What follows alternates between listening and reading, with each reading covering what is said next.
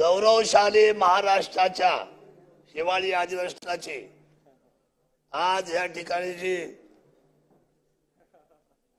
बैठक चालू आहे, सभा चालू आहे, याच्यामध्ये मी अध्यक्ष महोदय आपला धन्यवाद देतो की तुम्ही अपक्ष खरं तर एवढ्या मोठ्या सभागृहामध्ये यावेळेला दादा तुम्ही बसले आहात. जर सगळी लोक काठावर आले असते तर माझी किंमत थोडीशी वाढली असती. आता आम्ही पाचवेळा झालो आपल्या सगळ्यांच्या दृष्टीने अध्यक्ष महोदय, पण आम्हाला समजून घ्या आणि आपल्या बरोबर ठेवा सतत. मी तुम्हाला सांगतो अपक्ष निवडून येणं म्हणजे सोपं नाहीये. भल्यांना माहिती की अपक्ष निवडणूक लढणं म्हणजे किती अवघड आहे आणि अशा परिस्थितीत तिथे यायचं आणि धडक द्यायची भिंतीवर आणि म्हणायचं की दोन शब्द बोलायला द्या, दोन शब्द बोलायला द्या. तुम्हाला माझी कीव आली अध्यक्ष महोदय. मी शिवभूमीचा आमदार म्हणून मी आपल्याला धन्यवाद व्यक्त करतो प्रथमतः. आणि उद्योग, ऊर्जा, कृषी आणि सार्वजनिक बांधकाम या विषयावर मी बोलतोय आणि ह्या बाबी आपल्यासमोर ठेवत असताना मी प्रथमतः आदरणीय नेते अजितदादा इथं बसतील. अजितदादा, आपण केवळ राज्याचे नेते नाही तर तुम्ही जिल्ह्याचे सुद्धा आमचे नेते आहात.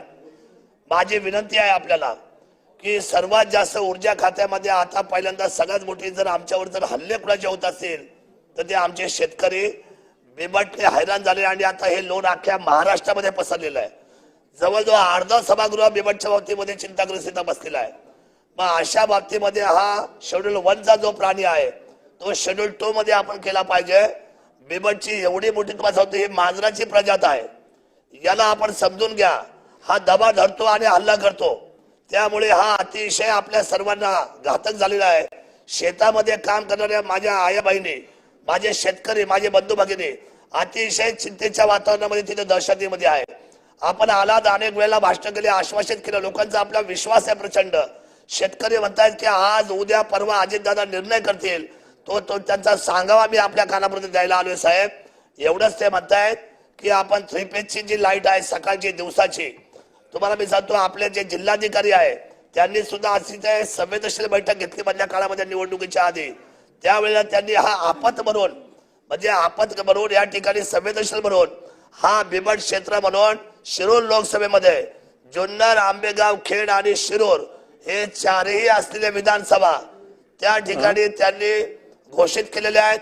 आपल्याला विनंती आहे की 3 फेजची लाईट आपण शेतकऱ्यांना सकाळच्या वेळेमध्ये द्यावी अशी मी आपल्याला आपल्या माध्यमातून विनंती करतो.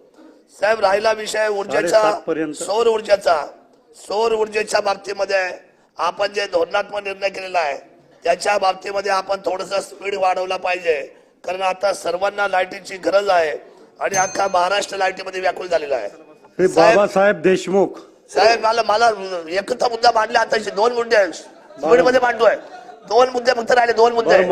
2 मुद्दे 1 मिनिट जरा साहेब. मला साहेब,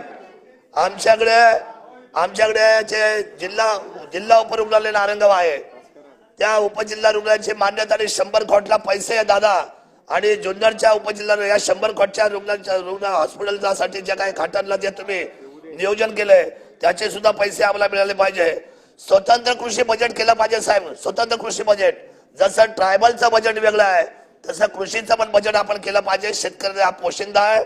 आज आमच्याकडे सोयाबीनची परिस्थिती अवघड आहे. सोयाबीनच्या बाबतीमध्ये शासन निर्णय केला पाहिजे आणि स्थानिक रोजगाराला उद्योगामध्ये पुणे जिल्ह्यामध्ये जेवढे MIDC आहे सर्वात पहिल्यांदा पुणे जिल्ह्याच्या लोकांना तिथं काम मिळालं पाहिजे. स्थानिक लोकांना तुम्ही त्या ठिकाणी सन्मान दिला पाहिजे. आणि साहेब, आम्ही आमदार ग्रामीणचे आहोत. 136 किलोमीटरचा आमचा ग्रामीणचा मतदारसंघ आहे. आम्हाला 5 कोटी देतो होय, 5 कोटी दर वर्षाला. साहेब, 10 कोटीचा करा तर किती वर्ष झाली. आपण विधिमंडळामध्ये निर्णय करा, कायदा आणा. आणि आमची अवस्था फार खराब आहे साहेब. कमी 10 लाख तर वाटू की नाही आम्ही एखाद्या रस्त्याला. आमची विनंती आहे सगळ्या ग्रामीणच्या आमदारांच्या वतीने, दादा आपल्या हातामध्ये अर्थ खाता आहे, 10 कोटी रुपये तुम्ही करा. हा क्रांतिकारी निर्णय आपल्याला घ्यावा लागेल. आता पैशाचं मोल वाढलंय, खर्च वाढलाय, पहिल्यासारखी परिस्थिती राहिलेली नाही. पर्यटन मंत्री इथं बसले आहेत साहेब. तुम्ही पर्यटनचे जयकुमार रावल